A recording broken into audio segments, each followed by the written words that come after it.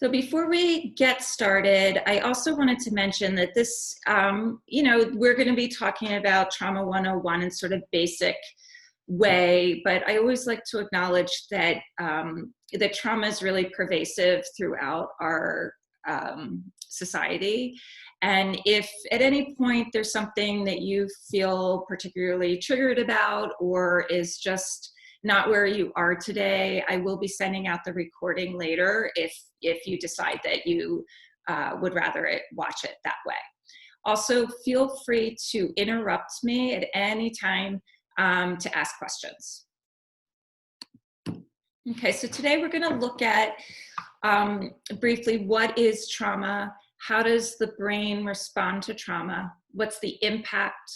We'll talk about what PTSD is, what complex trauma is, some of the behaviors we might see in our clients or maybe even in ourselves that are a response to, could be a response to past trauma, how we can be more trauma informed when working with our clients, what vicarious trauma is, and where we can learn more about this topic. It's a huge topic, so there's no way to learn about it in one day. It's ever changing as well, but this will give you a good overview to better understand it. So I like to start with this slide whenever we talk about trauma, because our response to trauma is a very normal response. It's a human response. It's a body response to being in danger. So there's nothing wrong with our trauma response. Sometimes we talk about it as if it's something that shouldn't be happening. But in reality, it's something that protects us, and we should be worried if it's not happening. So it's a normative response of survival to a non-normative experience. When we talk about it in the sense of what we can do about it is when we get stuck in that response, when we can't get out of that response. And of course, we see that with our clients. So the definition of trauma, trauma results from an event, series of events, or set of circumstances that is experienced by an individual as physically or emotionally harmful or threatening, and that has lasting adverse effects on the individual's functioning and physical, social, emotional, or spiritual well-being. You can experience trauma by directly experiencing it or seeing it. You can experiencing it as an individual, on the family level, the community level. You can experience it by hearing a story about someone. And each of us experiences that in a different way. People can be exposed to the exact same trauma, and their expression of what that the imprint that leaves on them may look different. So here's just a list. I know some of you were on the training earlier this week, so a little bit of this will look familiar. There's a spectrum of traumatic stress. There's lots of different ways people can experience trauma. They're the ones that we would, I think, all come up with on our own. But sometimes there's other traumatic events that can really create an impact on people. So take a moment to look at this. Oops, sorry about that.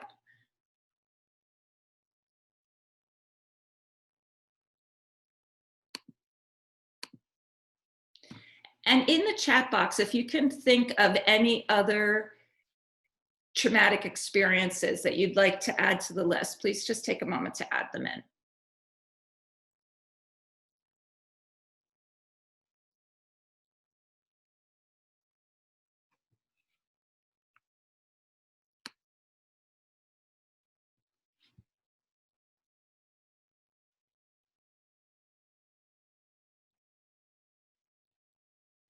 Okay, great. So if you think of any, feel free to add them in later on. So we're going to talk a little bit about a little neurobiology without getting into too much detail, just the basics, because the brain is really where our traumatic response happens. So we talk about the Triune brain, or the three-part brain, when we're talking about trauma. We talk about the reptilian brain, the limbic system, where the amygdala is located, and the neocortex. We're going to talk a little bit about what each part of that brain system does, and what and how humans respond to that. So I just see a couple of items in the chat box. I just want to go back. A couple other items that people added to experiences of trauma are being undocumented. That's a really great one to add. And travel and being immersed in a new language can be very traumatizing. So really being not familiar with your surroundings can create a lot of stress for people, that's for sure. So the reptilian brain is where our instinct and bodily functions happen. So that's our brain stem. It's the earliest part of the brain, or the oldest part of the brain, and it's just our survival. It's our survival instinct. Our emotional brain, which is the limbic system, which is where the amygdala, or the amygdala is located, is our emotional and interpretation of survival. What we need to do to survive happens in that section. And then the thinking brain is the prefrontal cortex, is where we do our executive functioning, our thinking, our analyzing, our making sense of things. So this is a tool that we use a lot. So if you take your hand and you lift it up and you put your thumb in the center, and then you close the fingers over top to make a fist, right? So this is kind of what the brain looks like. So that this is the spinal cord, brain stem. Here's the amygdala is right in there underneath, and then the cerebral cortex. So this is what we think of when we are thinking of this three-part brain. So what happens during a traumatic event is, now let your fingers, keep your thumb where it is and let your fingers pop up. So we think of this as flipping your lid. So when you're in a traumatic experience, this top layer goes offline and we start to work from this base layer, which is just about survival. So what happens is, if we're working with someone who has had a traumatic event and they are constantly in that state, they may be working from this flipped lid version, where the part of the brain that does critical thinking and analyzing and making sense of things might be offline at the moment. So that's going to be important later when we talk about some situations that we might run in with our clients. I'm not going to play this right now because it's a little bit long, but I really encourage you to listen to it later. I'll be sending out the recording of this so you can go to that YouTube video. This is Dan Siegel. He's very clear. He's a little bit dry in his presentation, but it's very clear. And I really encourage you to listen to his explanation of that system.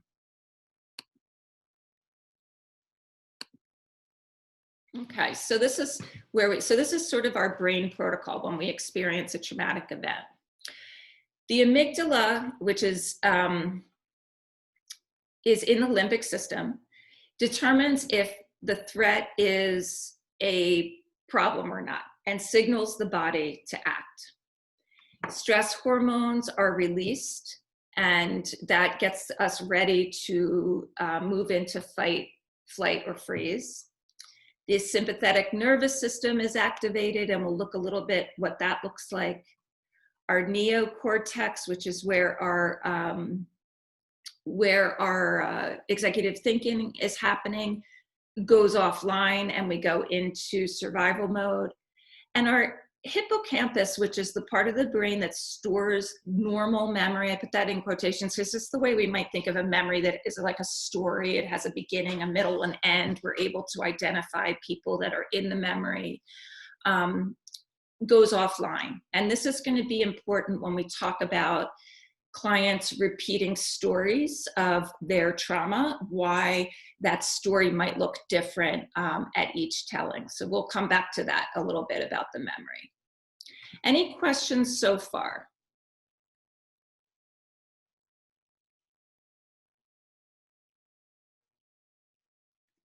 Okay, great. So when our stress hormones are released, these are some of the things that happen. So you can imagine this works in our favor when we're trying to get away from a threat, right? If we're trying to flee a threat, this makes sense. We are ready to fight or flight, and we'll talk a little bit about freeze later.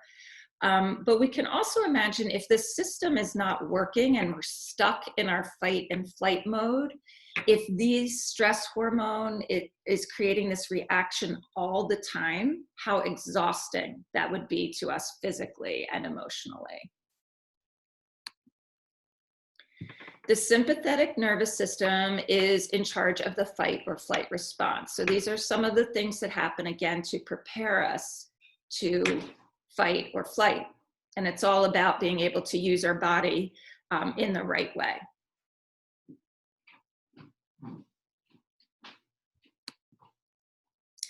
So if our system is working properly, if we see a threat, we will go into our fight or flight, which is this sympathetic nervous part of the nervous system, which is the gas pedal. But once we determine that there is no longer a threat, our parasympathetic nervous system would come back into play, which is the brake, and we would have this sort of even balance between our sympathetic and parasympathetic nervous system.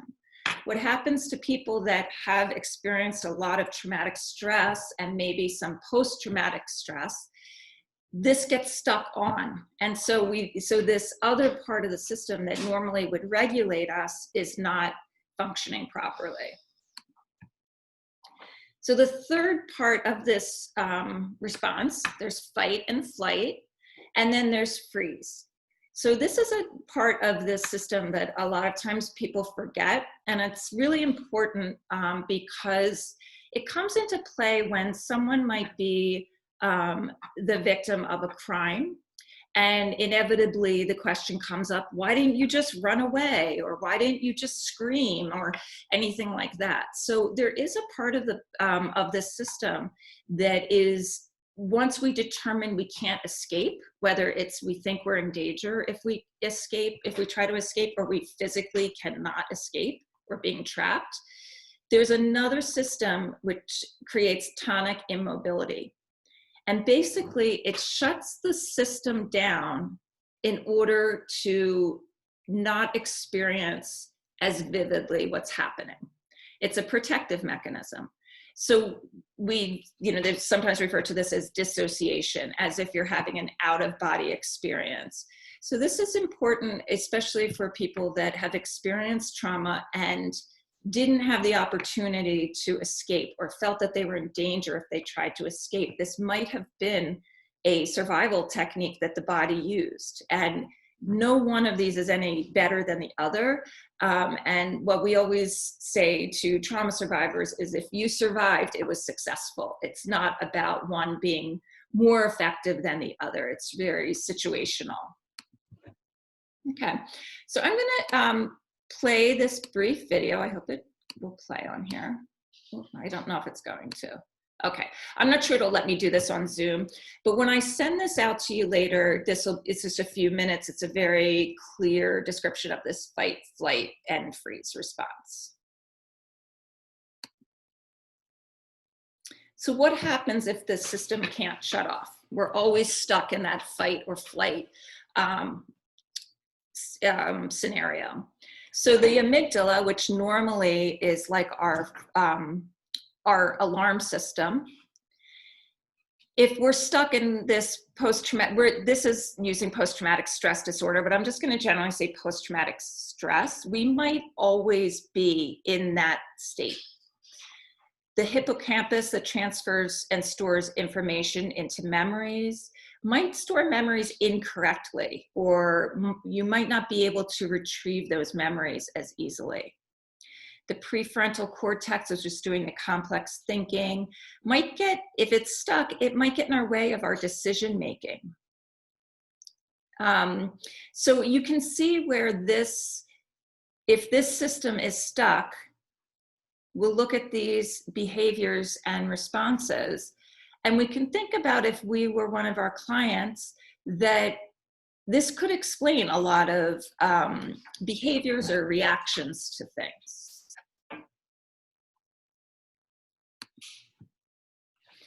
So we also talk about chronic traumatic stress. So chronic traumatic stress is when someone is experiencing traumatic stress ongoingly, for over long periods of time. So what happens is that system stays activated and cortisol is flooding the body all the time. And that will ultimately end up in toxic stress, which can actually change the structure and function of these parts of the brain that normally are there to protect us, can actually start to change their structure. So here's some examples of things that can happen. And I just want to emphasize, just because someone has experienced a trauma does not mean that they are going to experience these things. It's very dependent on the person and what their supports and background and other things are.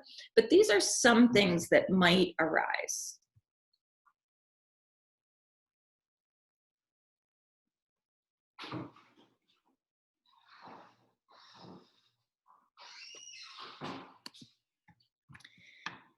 We talk about the ripple effect of trauma, that really trauma can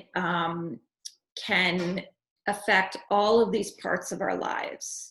And I think about this a lot at NSC, just all the levels that this can come in on, where we might see these effects in action. So why is this important?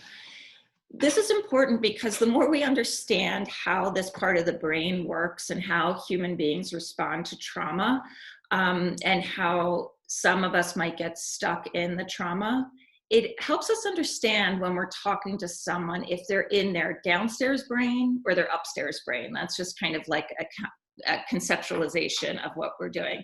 So if you're talking to someone and they are stuck in this downstairs brain because they're being triggered or they're feeling overwhelmed by the trauma response, and we're asking them to do very high-level thinking, planning,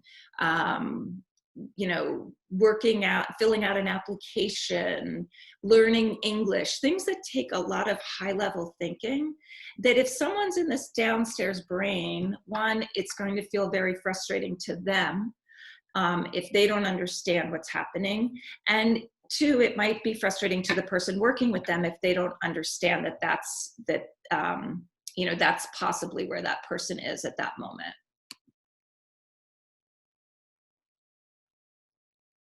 So trauma and memory, I made reference to this earlier. So the brain areas that provide the context for things go offline during a traumatic event. So it's very common for survivors of trauma to have fragmented memories of situations. And so I think about our clients needing to tell their trauma story over and over again, which one is very triggering to have to revisit that story, but also that I know a lot of times in legal cases or immigration situations that someone might say something differently one time than another. And it may be this unconscious system that the memory is not imprinted in the same way because it happened during a traumatic event. It's also common for people to become very aware of sensory input during that time. So someone might not remember the what, when, who, where, what the person looked like. They might not remember those details, but they might remember a smell. Or I remember once talking to a trauma victim who told me she remembered the wallpaper on the wall, the design of the wallpaper. So there was something very specific about her vision that was heightened when her memory of the circumstance was not, she wasn't able to retrieve. So we talk about explicit memory, which are the memories that we, are like telling a story. When we say, oh, I want to tell you about this trip I took, and you start talking about all the things you did on your trip. Implicit memory is what happens, is stronger during a traumatic event than explicit memory.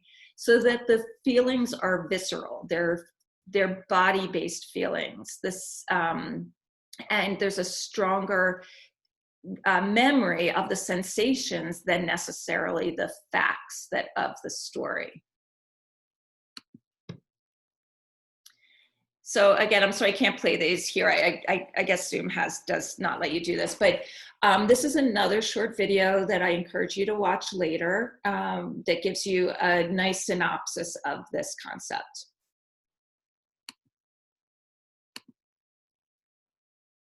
So before we move on to PTSD, are there any questions or comments of anything that we've covered so far?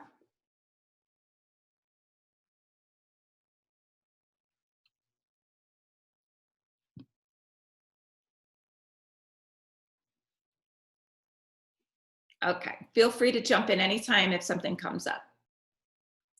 So PTSD is a diagnosis.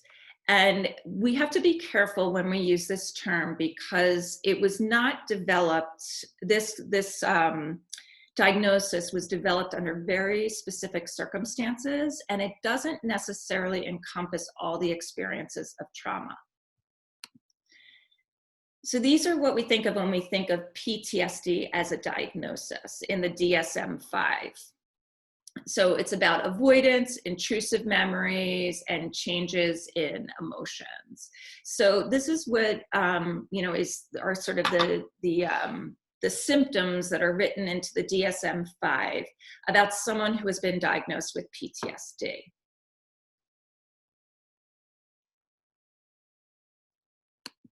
The problem is that the PTSD diagnosis was developed around Vietnam vets, and it has a very Western bias about the expression of trauma. And it's also very focused on the symptoms, which are re-experiencing, avoidance, hyperarousal, negative thoughts that last 1 month or more and impair function. So this is very symptom oriented, and what we know about trauma is it's not that predictable, and that there are cultural differences and individual differences where someone will express this trauma differently. The unfortunate thing is that PTSD is the only current diagnosis for this type of trauma. So it's often used in legal cases and for reimbursement for, services and things like that, where it doesn't really capture the full experience of people's trauma. And there might be someone who doesn't experience these things specifically, all of them, but still is, in need of assistance managing their trauma. So we usually, when we talk about the type of trauma that we are working with, we call it complex trauma. And there's a big push to have complex trauma be its own sort of diagnosis. This is chronic trauma or relationship-based trauma. So if you think of childhood abuse, or, with our clients, it's that maybe the trauma happened with people in their own community, happened with people that were supposed to be leaders. So there's a relationship aspect to the trauma. And that disruption of our belief system really has a huge impact in how we absorb that trauma. When we're talking about, usually we talk about attachment theory in relation to children, but if we think about it more generally, it's our basic sense of safety, our worthiness, how much we trust others, our sense of self, our belief that the world is good. So we can see where in this complex trauma, this is really testing all these core beliefs, and which has a huge impact. Complex trauma looks a lot like PTSD, but there's some other things that arise that aren't even listed in the DSM-5. So for example, somatic distress, and this is something I think is very common with our clients. It's a physical expression of emotional pain. So it's, and it's not that the pain doesn't exist. It means that that is how this emotional pain is being exhibited. And that's I see that a lot. And I think that's something that sometimes we have to think with our clients. If they're exhibiting those symptoms, one, we want to make sure that it really isn't a physical thing. There might be something physical going on that's making them feel that way. But a lot of times we have the, undiagnosable somatic stress. And then we start to think, I wonder if this is related to someone's trauma. And it gives you a sense of how that person might be exhibiting their symptoms.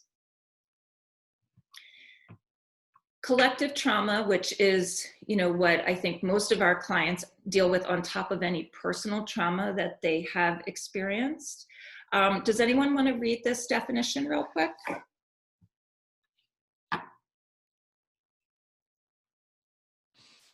I can read it. Okay. Collective trauma is trauma that happens to large groups of individuals and can be transmitted transgenerationally and across communities. War, genocide, slavery, terrorism, and natural disasters can cause collective trauma, which can be further defined as historical, ancestral, or cultural. Yeah. So this is thank you. This is very relevant to what we're seeing happen now right in front of us, right? I mean, there's lots of ways we could see this, but right now it's particularly relevant that collective trauma on top of any individual trauma or family trauma or community trauma is this very far-reaching trauma that can affect people across generations. So another important aspect of the work we do is about human rights violations. So it's a very specific kind of violation that taps into your core beliefs of there being goodness in the world, of there being justice, of there being, a general kindness to people. When human rights violations happen, it really pokes a hole in this belief system, which in itself is a major trauma.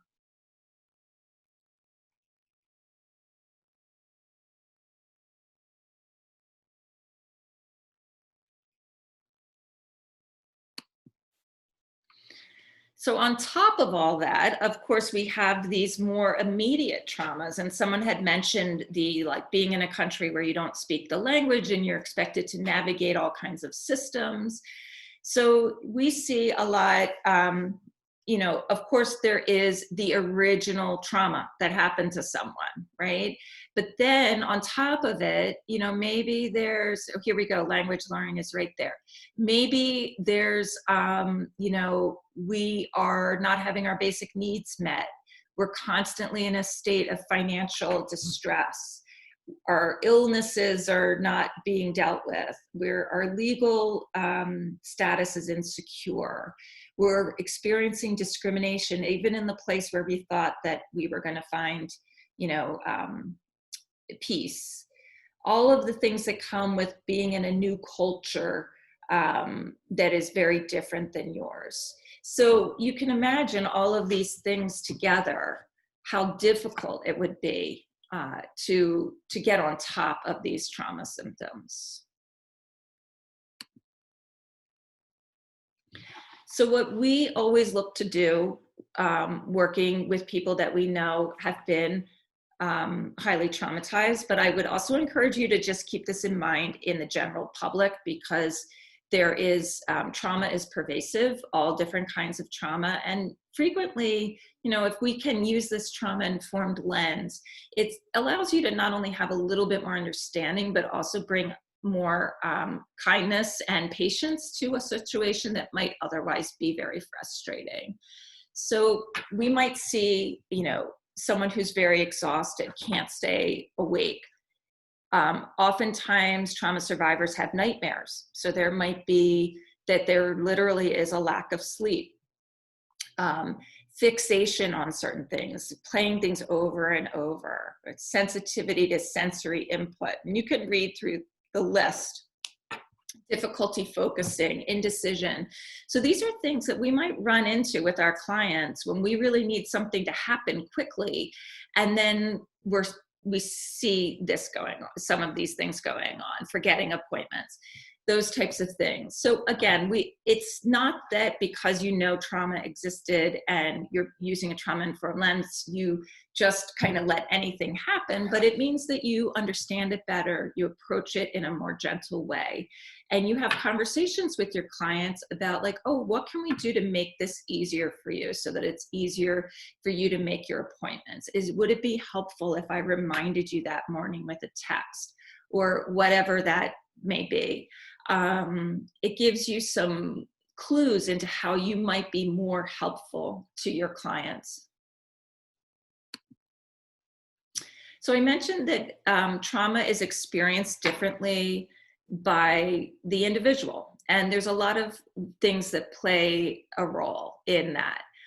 Just because you have a risk factor doesn't mean that you already that's going to happen to you, but it gives you an idea of the types of things, the types of circumstances that people face that might put them at higher risk for experiencing the traumatic effects.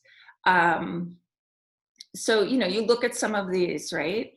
And I think about, or even someone who's older, maybe it's harder for them to adjust to these new situations. Someone mentioned the ongoing legal status, that's just, how can you really think about, the future when you don't even know what's going to happen tomorrow.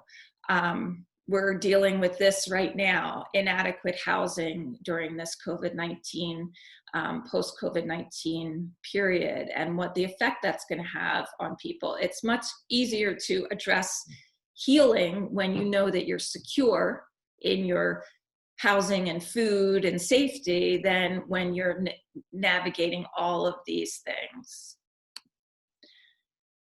And some protective factors that, again, don't guarantee that someone won't experience traumatic stress, but it gives, it gives more protection around, the supports that you have, really.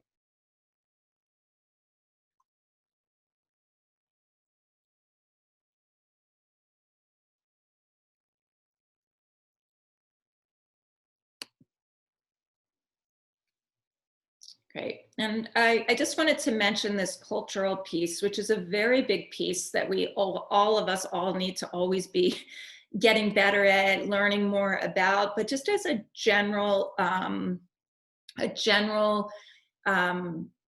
way to conceptualize it is knowing that trauma is experienced differently on the individual level, but it also can be expressed culturally in a different way. And the more we can ask questions to have people share their experience, the more we're able to connect with our clients and hear what's really going on for them. So, we might, for example, I look at this, right? So, having mental health services on site is terrific, and it's really changed how things are at NSC. But it might be that that's not how someone would typically address their distress. Maybe someone is, from a culture where you wouldn't go tell a stranger all about your problems. Instead you might turn to, a community leader or a faith leader. So we think of asking these questions first before we start to move into, giving suggestions about things, the more information we'll have, the better prepared we can be to really hear what our clients need.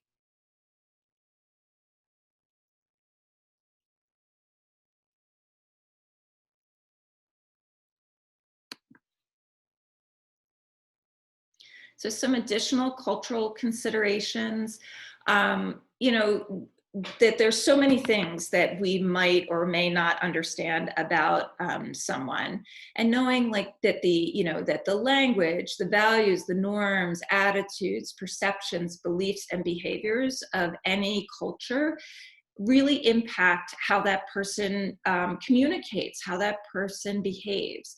So it's not, being aware that there's no one way there is no right way for this to be. It's just different for each person, each community. And being open to the fact that there's going to be some things that you don't understand and maybe need to better explore. I put this in here, this traumatic brain injury, because many of our clients, in addition to maybe having emotional, psychological, traumatic experiences, also have experienced a traumatic brain injury, which can mimic these other symptoms. And they both might be happening at the same time.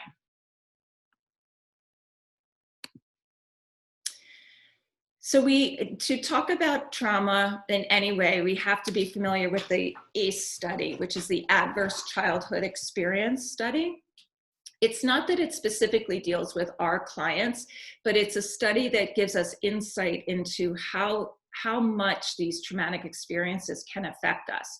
So later on, definitely go back and watch this TED Talk here. But to give you a little bit of an overview, the ACE study, which it's called, was run by the CDC and Kaiser Permanente, and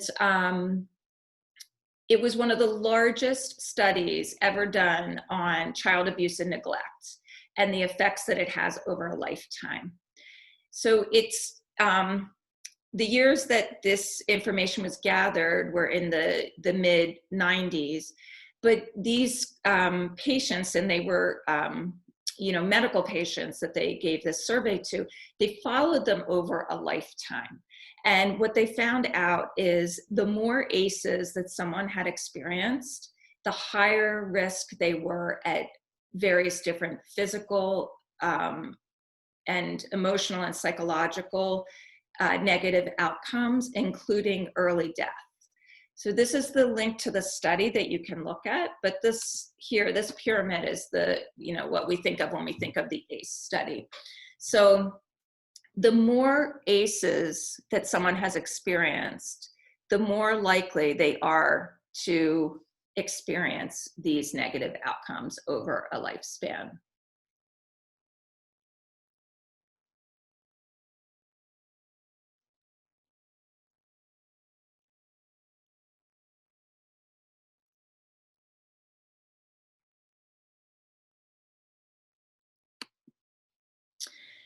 So I'm going to ask you to watch. I'm going to break you into breakout groups. Gwen? Yeah? I'm so sorry to interrupt. Maddie's in the waiting room. Is there? Oh, my goodness. Okay. I'm so sorry. No, that's okay. I didn't see it pop up. It usually pops up. That's okay. She wanted to try to join. Yeah. Thank you for letting me know. I appreciate it. Hi, Maddie.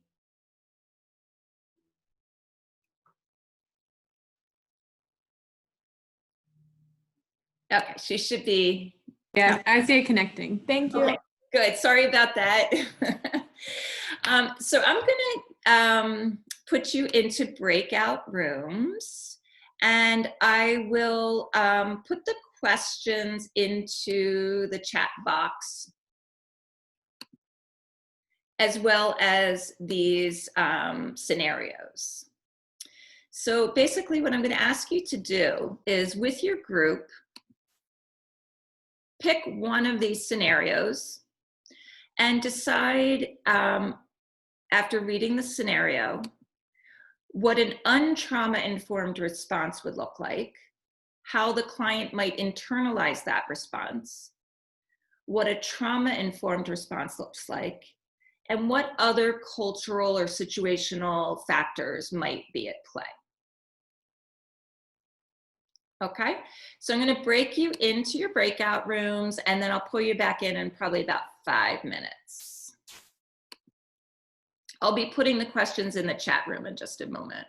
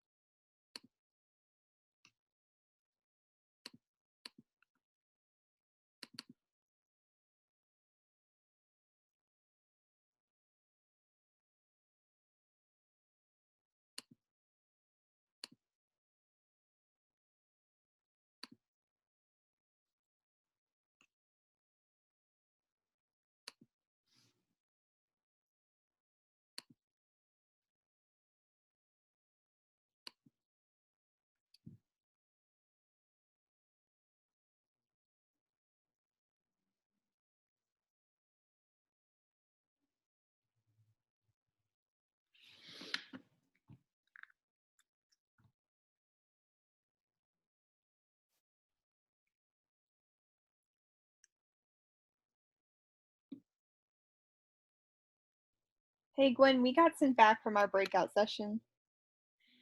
Yeah, were you guys still able to see the questions? No. No. Okay, all right, that's why I'm bringing you back in. I was Okay. having a technical difficulty. Thank you.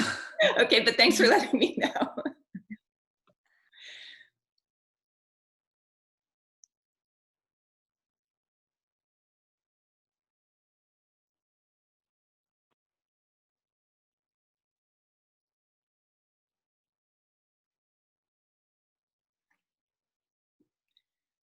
Is everyone back?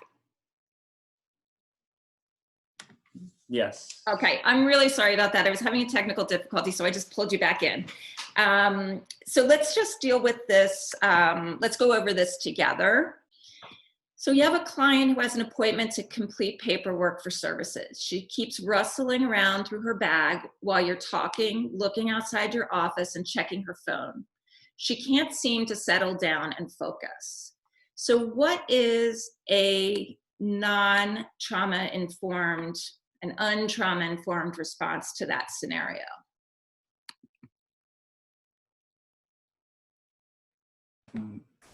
Yelling at the client and asking them to focus, basically. Yeah, to get upset with the client for their behavior. Yep, exactly. How would the client potentially internalize that response?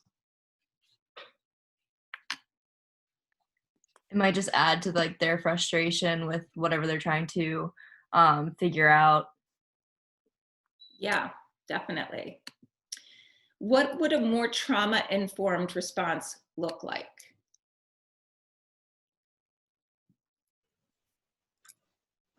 So it would be asking the client maybe what's bothering her, or just being patient when filling out the paperwork. Yeah, great. And what cultural or situational circumstances might be playing out here? There could be something else going on in the client's life that she's really worried about. And that might be why she's not focusing on the paperwork. Yeah, great. And Dot, what would you do if you saw this happening? What might you say to the client to get some more information? Maybe just kind of talking about asking how they're doing, how their family is, like what's been going on, because maybe it's something to do with her children in school that she's worried about, and then just kind of gauging what's happening in their life and then offering more help or some referrals to help with whatever else is happening. Yeah, great. So a trauma-informed response would be exactly that. Understanding that maybe this person is just feeling very jittery and this is sort of a coping technique, or there's something else going on that has nothing to do with that. And our response might be to have, a little conversation without any sort of judgment involved, but just like, hey, is everything okay? Do you need to make a phone call, or would you rather come back tomorrow? Like just in a way that did not feel punitive in any way. And if someone insists that everything's okay and that maybe they need to do this in order to pay attention. So if we think about fidget toys, right? Fidget toys are essentially what this person is doing, right? If you're kind of wiggling around with something, sometimes people need to do that in order to focus. So another way to be trauma informed is if the client says everything's okay, they want to get this done, that maybe you just don't let this type of energy get you upset or nervous, or that you can work through it and still have the conversation with the client even though they're doing that. Okay, so we're just going to do one more of these scenarios because we're a little short on time, and I just want to make sure I leave some time for questions. So let's go for let's do number 3. So what would an untrauma-informed response to number 3 be?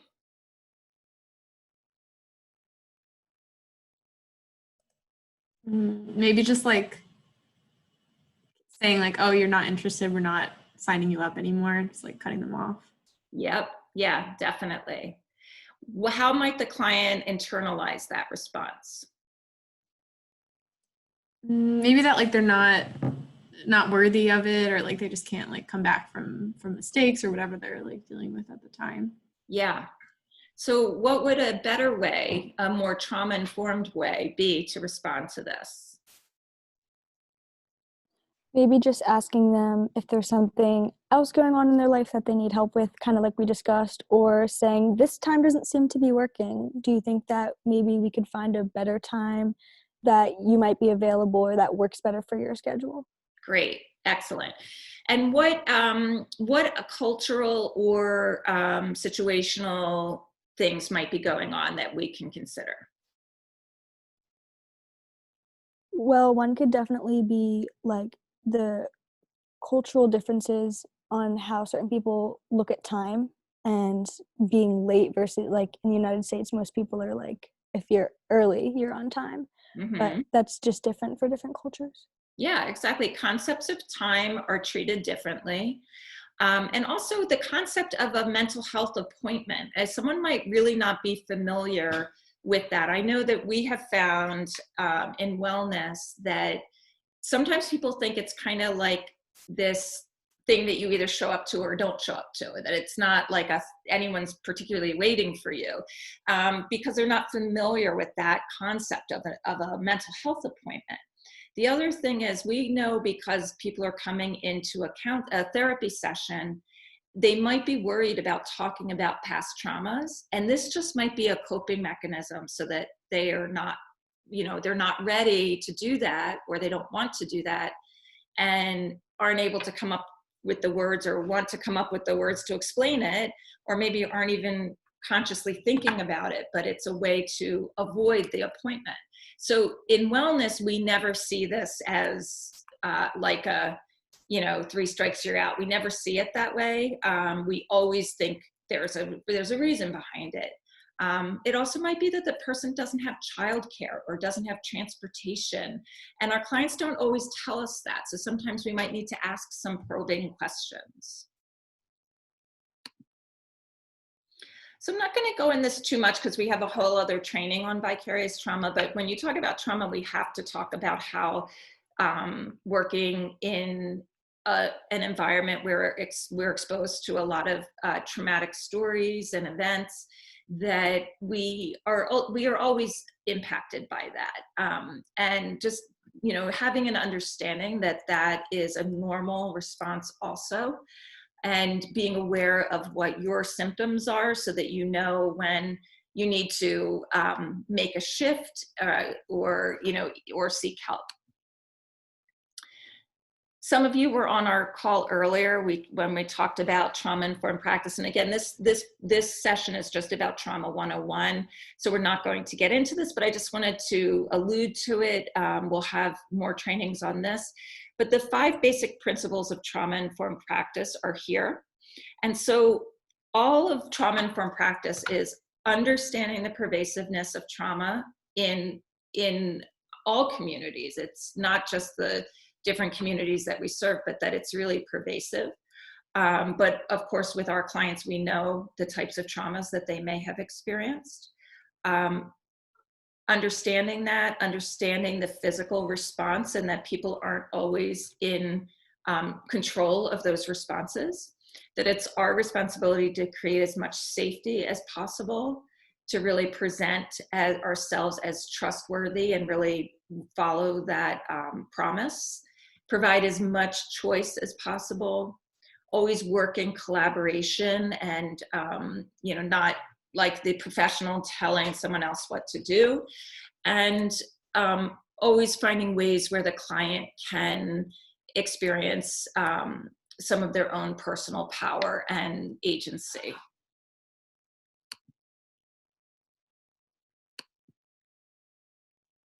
So again, we'll be talking about this more, but when we talk about trauma-informed practice in an agency, we really look at all aspects of the agency. So right now, we're really just talking about, what case managers might do, but there's all levels of this, starting with our policies and the, our quality assurance and all of those other aspects of our work. So as you leave today, here's just some simple things for you to keep in mind.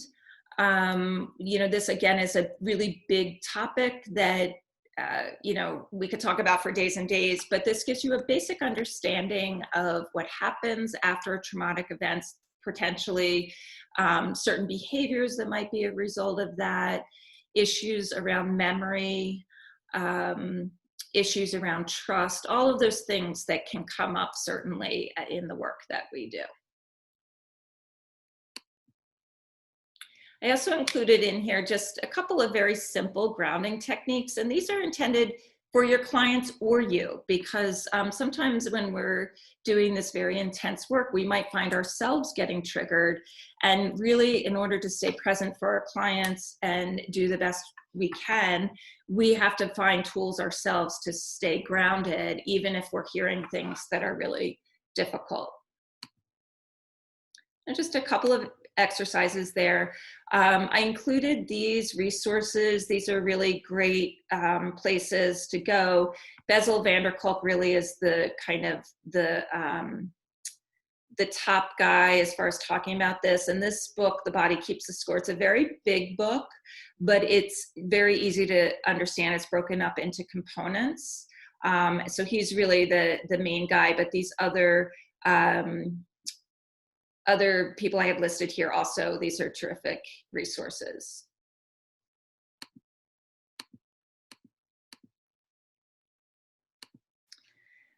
So we have, we're just at 1:30, but if you're okay to just stay on for a few more minutes, if there's any questions, please feel free.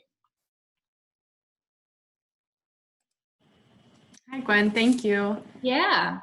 I would ask, I was actually talking about this with Maddie, like just sort of some tips for preemptively checking in with clients, like especially now when you know they're like going through, you know, either some sort of personal or collective trauma, and you know that's going on, and you want to like let them know you're just like open to talking about it, but not like putting a burden on them of like, yeah, tell me yeah. what's going on with you. I don't like, especially just like with legal, we're doing so many like transactional things, and like we're not really sitting down to check in. I don't know if you have any tips for ways to just sort of like, that's maybe better than just like, hope you're doing okay. Yeah, I totally agree. I think that, you know, as relational as you can make it, the better. So if we think about trauma, it's about ruptures of relationships, right? And so for us, it's about building trust. And just like, you know, I might reach out to you and say, you know, hey, you know, there's so much going on. Tell me how you're doing. Of course, we have to be prepared that, you know, some clients are going to tell you a lot of things, and you have to be prepared that you can't solve. It's not about solving everybody's problems, but about giving people a chance to express them and letting people know that you're listening. And maybe there are some things in that conversation that you actually can assist on. But I think just starting a conversation, of course, you have to be prepared to give time for that. So definitely shouldn't be like while you're rushing to go somewhere else. I'm preparing another training specifically on this topic where we can talk about it a little bit more, especially with any insecurities that we know are going to come sort of post, you know, eviction, moratorium, and things like that. So we'll talk about it more, but I would say just think about it as, you know, about the trust within a relationship, and may ask an open-ended question. And if the person doesn't go there, like if someone might start talking about something that doesn't really have to do with the current situation, but maybe they do, you know, so, you know, just letting people know that there is someone there that they can ask those questions to. Yeah. Thank you. You're welcome.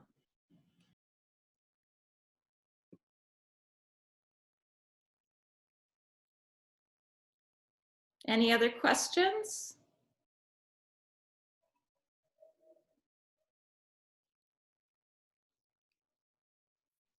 Okay, well, I'll be uploading this video shortly to our YouTube list, but I also will send it out.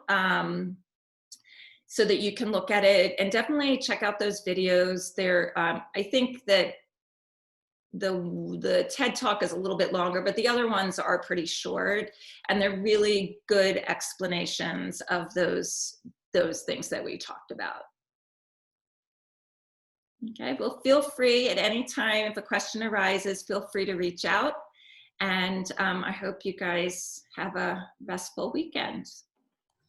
Thank you. Thank you. Thanks, Lauren. Thanks, Gwen. You're welcome. Thanks, Bye-bye. Gwen. Have a good Thank weekend. you. Bye. Bye, everyone.